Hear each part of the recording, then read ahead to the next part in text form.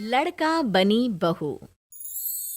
पूरे 28 साल का हो चुका था ऋषभ, लेकिन शादी करने को तैयार ही नहीं था। माँ बाप पूरी तरह से परेशान हो चुके थे। जब भी किसी लड़की का रिश्ता ऋषभ के लिए लेकर आते तो वो शादी करने से साफ मना कर देता, चाहे लड़की कितनी भी सुंदर, कितनी भी अच्छी क्यों ना हो। ऋषभ के माँ बाप को इसकी वजह समझ में नहीं आ रही थी। अरे ऋषभ बेटा, अच्छी खासी नौकरी लग गई है, दिखता भी इतना अच्छा है, आखिर बात क्या है, तुझे शादी क्यों नहीं करनी? देख, तू हमारा इकलौता बेटा है, अगर तू शादी नहीं करेगा तो कैसे काम चलेगा? लेकिन मैं शादी करना ही नहीं चाहता, मुझे कोई लड़की पसंद नहीं आती।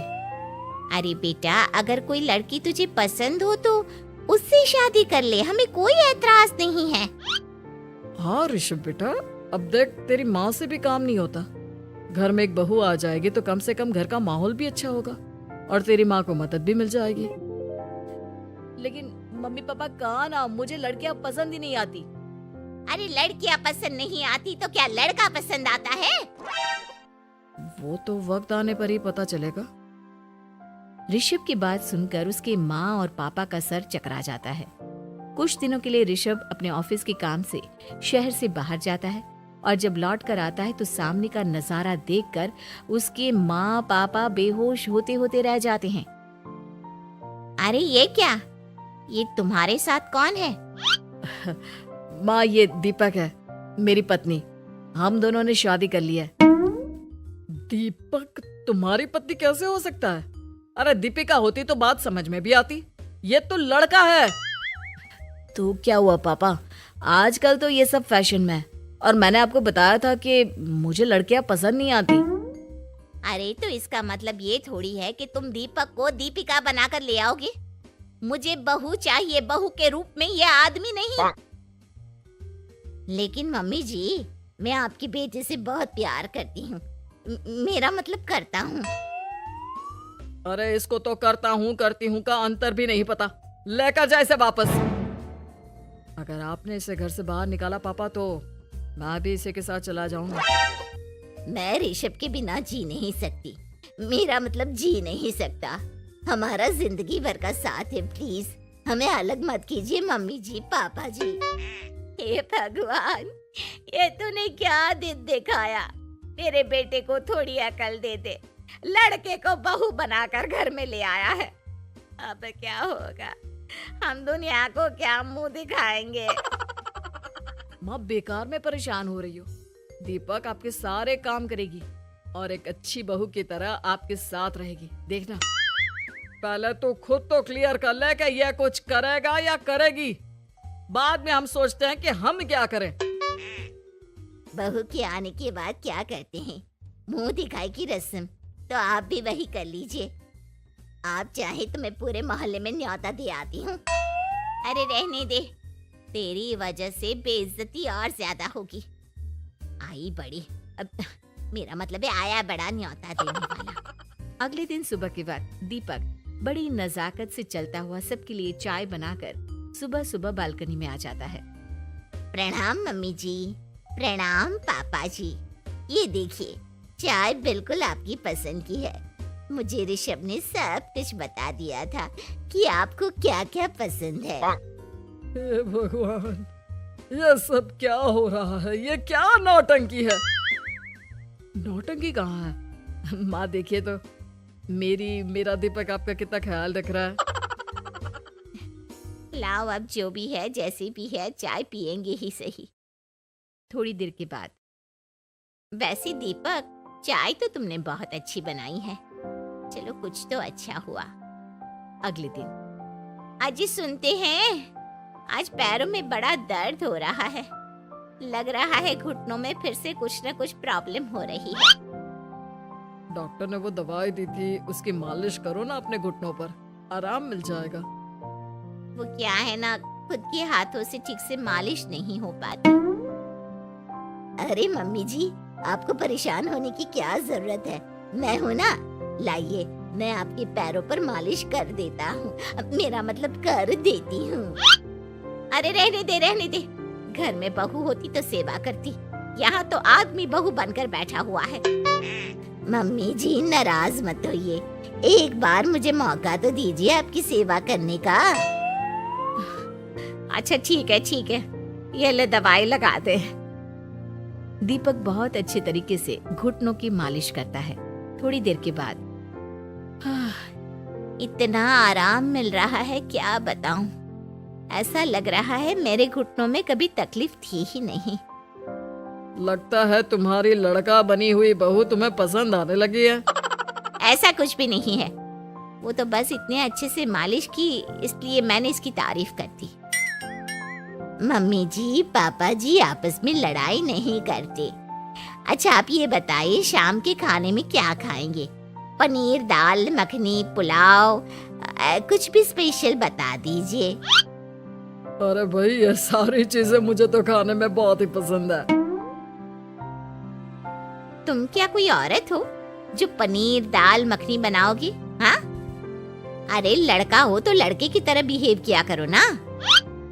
भले ही मैं लड़का हूँ तो क्या हुआ, अब तो मैं ऋषभ की पत्नी और आपके घर की बहू हूँ, तो मुझे उसी तरह से रहना पड़ेगा ना। अच्छा ठीक है, जो तुम्हें पसंद है बना लो। आदमी रसोई में खाना बनाते हुए कैसे लगते हैं, जरा मैं भी तो देखूं। शाम को दीपक सबके लिए अच्छा सा खाना बनाकर डाइनिंग टेबल पर लगा देता है।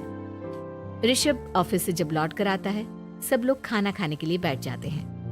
अरे वाह, क्या गजब का पनीर और दाल मखनी बनाई है। ऐसा जायका तो होटल के खाने में भी नहीं आता। दीपक कितना अच्छा खाना बनाती हो, मेरा मतलब बनाते हो। तुम्हारी इसी अदा की वजह से तो मुझे तुमसे प्यार हो गया। अरे बहुत हो गया, आदमी होकर आदमी से प्यार करते हो। अरे लेकिन कुछ भी कहो, जरा खाना खा कर तो देखो ऋषभ की माँ, मजा आ जाएगा। हाँ वैसे बात तो आपकी सही है, खाना तो वाकई में लाजवाब है। इतना स्वादिष्ट पनीर तो मैंने अपनी जिंदगी में नहीं खाया। कितना अच्छा होता अगर ये दीपिका होती। और फिर अगली सुबह कुछ ऐसा होता है जिसे देखकर ऋषभ के माँ और पापा ना केवल खुश होते हैं बल्कि हैरानी से उनकी आंखें फटी की फटी रह जाती हैं। उन्होंने जो नजारा अपनी आंखों के सामने देखा उसे देखकर उन्हें अपने आप पर भरोसा नहीं हुआ। सुबह का वक्त था, सब लोग बालकनी में बैठकर सुबह की चाय का इंतजार कर रहे थे।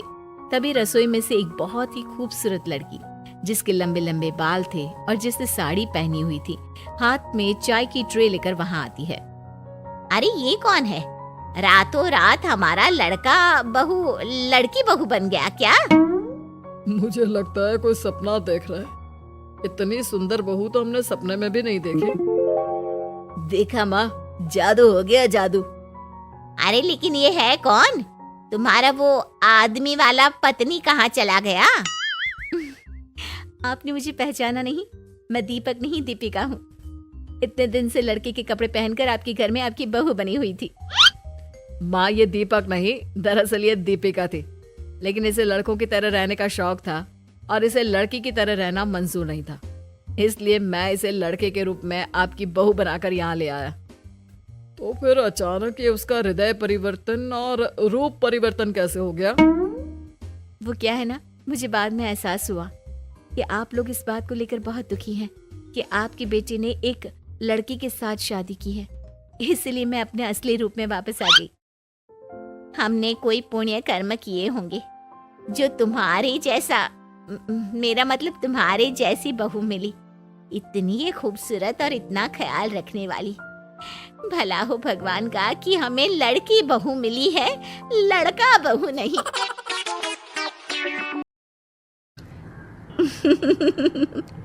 आप सोच रहे होंगे 9 रूप तो देवी के होते हैं, फिर बहू? भाई बहू भी तो लक्ष्मी का रूप है। तो जब बहू के पैर पड़ने से घर में समृद्धि आती है तो और क्या क्या होता है, जरा देखिए। रामलाल और श्यामलाल 2 भाई थे। दोनों बड़े ही प्यार से साथ ही एक ही घर में रहते, लेकिन दोनों की बीवियों का रवैया एक दूसरे के लिए बिल्कुल ठीक नहीं था। एक दिन रामलाल की बीवी कहती है, अरे रमा, ये क्या कर दिया? सारा कचरा पूरे घर में फैला दिया। माफ करना दीदी, मैंने रखा तो एक ही जगह था, लेकिन हवा इतनी तेज चली कि उड़ गया। अभी उठा देती हूँ। हाँ हाँ जल्दी करो। और एक बात, अब भाई साहब से बोल देना कि 2 रसोई कर ले। पता तो है मेरा बेटा सोहन बड़ा हो गया है, अब लड़की वाले भी आने लगे हैं, तो उसकी शादी हो ही जाएगी इस साल। हाँ हाँ दीदी, मेरा बेटा विहान भी तो बड़ा हो गया है और उसकी भी तो शादी होनी है। ठीक कहती हैं आप। अब हम ऊपर वाले तल्ले पर शिफ्ट हो जाएंगे। मैं विहान के पापा से बात कर लेती हूँ। बात नहीं करना, शिफ्ट होना है, क्योंकि मैं अब साथ नहीं रह सकती। हाँ हाँ दीदी, ठीक है ना। फिर क्या, हो जाते हैं एक घर के, एक परिवार के 2 टुकड़े और 2 रसोई, दोनों के बेटों की शादी। और फिर शुरू होती है कहानी। अरे मेरी बहू तो ढेर सारा दहेज लाई है। ये देखो, बड़ा टीवी, एसी, कार और गहने भी। दीदी ये तो बहुत अच्छा है, लेकिन है कहाँ आपकी बहू? अब वो सो रही है, थोड़ी रिजर्व टाइप की है ना, अपने ही कमरे में रहती है और ज्यादा बात भी नहीं करती। तभी रमा की बहू की आवाज आती है। माँ कहाँ है आप? जल्दी आइए, नाश्ता ठंडा हो रहा है और मुझे भी भूख लग रही है। आ रही हूँ बेटा, रुक। दीदी चलूं क्या? ये लड़की मेरे साथ ही बैठकर खाती है, वैसे भी भूख लगाई है। ये बोलकर वो चली जाती है। तभी श्यामा की बहू बाहर आती है और बाहर की ओर जाने लगती है। अरे बहू, कहीं जा रही हो क्या? क्या है माँ जी, बिना बात के ठोका मत करो। जा रही हूँ मैं। वैसे भी मेरे पापा ने कार घर में रखने को तो नहीं दी है ना। अरे नहीं नहीं बेटा, बिल्कुल बिल्कुल, घूमो घूमो। मैं तो कहती हूँ मुझे भी साथ लेकर जाया करो, साथ ही घुमा करेंगे। अरे नहीं नहीं, मैं आपके साथ बिल्कुल भी कंफर्टेबल नहीं हूँ। वैसे भी मैं शॉपिंग में जा रही हूँ, कहाँ आपको टांगती फिरूंगी। ये बोलकर श्यामा की बहू निकल जाती है। तभी उसके कान में ऊपर वाले तल्ले से हंसने की आवाज आती है। और ये कौन इतनी जोर जोर से हंस रहा है? ऊपर जाती है, जहां वो देखती है कि रमा और उसकी बहू साथ बैठकर बातें कर रही होती हैं। फिर तो मम्मी जी इतना मजा आया कि मैं क्या बताऊं। हाँ हाँ बहू, सुनने में ही हंसी नहीं रुक रही। तू तो वहां मौजूद थी। तभी दोनों की नजर श्यामा पर पड़ती है। अरे ताई जी आइए ना, आइए। वो उनके पैर छूती है और फिर चाय बनाकर लाती है। श्यामा अकड़कर कहती है, अरे नहीं नहीं, मैं चाय वाय नहीं पीती, बस हंसने की आवाज आ रही थी तो सोचा बता दूं कि टीवी की आवाज धीमी कर लो। अरे टीवी वो देखो दीदी, धूल खा रहा है, वक्त ही नहीं मिलता देखने का। बहू के साथ वक्त कैसे बीत जाता है, इसकी बातें और किस्से कहानी किसी सीरियल से कम नहीं होते। श्यामा को खुशहाल रमा को देखकर जलन होती है। हाँ हाँ, मैं तो तंग आ जाती हूँ इतनी सारी बातें करके, मुझे तो सुकून पसंद है। ये कहकर श्यामा चली जाती है। अगले दिन रमा अपनी बहू के साथ घर से जा रही होती है कि तभी दरवाजे में श्यामा उन्हें टोकती है। अरे कहाँ जा रही हो दोनों? अरे देखिए ना दीदी, इसे शॉपिंग करने जाना था। मैंने कहा अकेली चली जा, तो कहने लगी मम्मी जी आप घर में अकेले बोर हो जाओगे ना, आप भी चलो हमारे साथ। अरे अब इस उम्र में तू कहाँ घूमेगी? अब देखते हैं दीदी, जहाँ ये लड़की घुमा दे। अब मेरी बहू भी कल गई थी कार चलाकर। हाँ।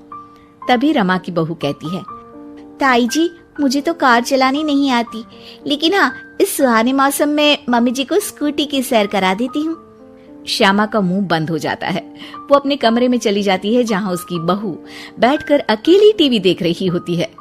बहू तू भी कुछ बातें किया करना, मैं अकेले अकेले बोर हो जाती हूँ। तो क्या मैं यहाँ आपको एंटरटेन करने आई हूँ? देखिए मम्मी जी, मैं तो सिर्फ ये कहना चाहती हूँ कि ये टीवी मेरे पापा ने दी थी, तो ये टीवी कल तक मेरे कमरे में लग जानी चाहिए, समझिए आप। ये बोलकर वो वहां से चली जाती है।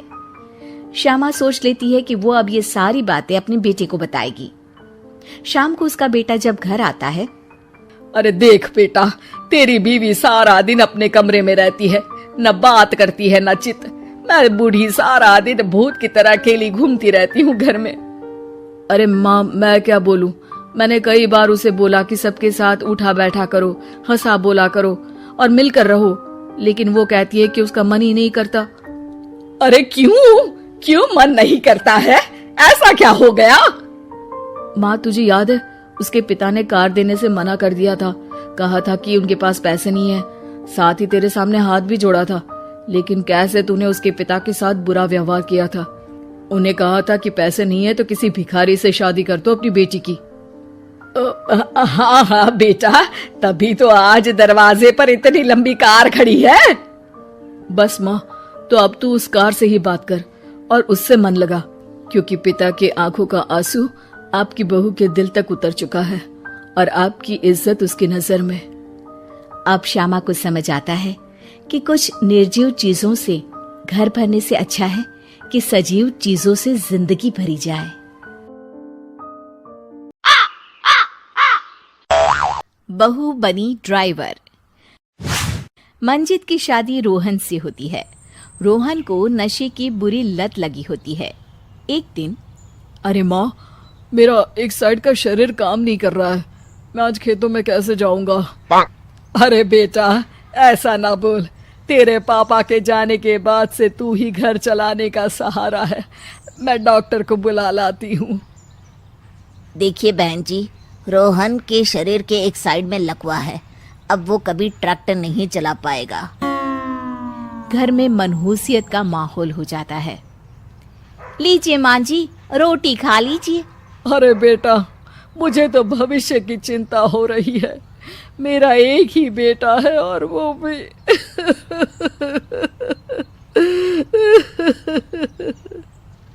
माँ जी, आप चिंता न करें।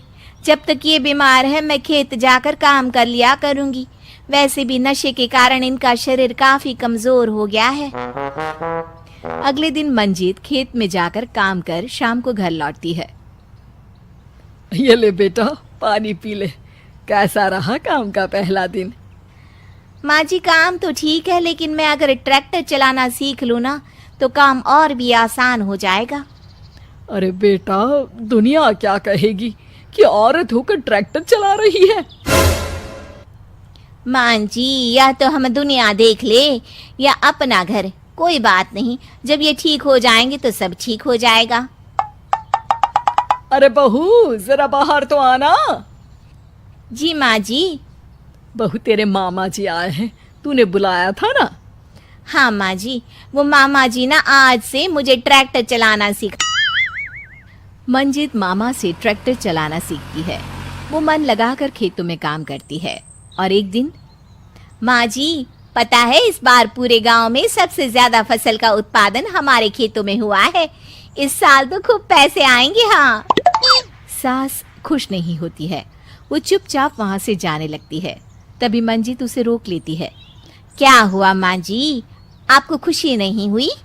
बेटा, आज डॉक्टर साहब बोल रहे थे कि रोहन के ठीक होने के लिए 5 लाख रुपए की जरूरत है। समझ नहीं आ रहा क्या करूं। मंजित शांत हो जाती है। अगले दिन सास मंजित के पास आती है। बेटा, ये मेरे गहने हैं, इसे अपने गहनों के साथ जोड़कर सुनार को दिया। जितने पैसे हो ले आ, डॉक्टर को आज ही देने हैं।